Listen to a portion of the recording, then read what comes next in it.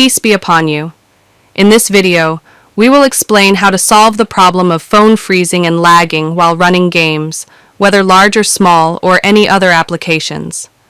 The method is very simple. All you have to do is follow the steps explained in this video.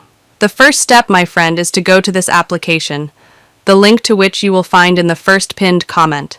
This application has more than 7 features and will help you improve and speed up your phone.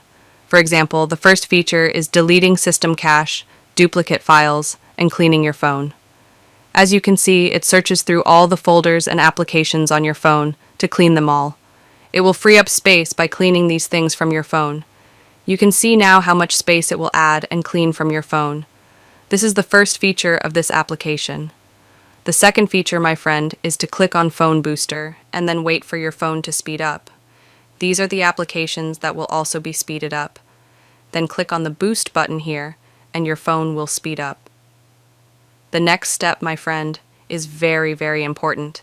Click on App Scanner and wait while your phone is scanned for any viruses, glitches, or apps requesting unnecessary permissions that are slowing down your phone and games.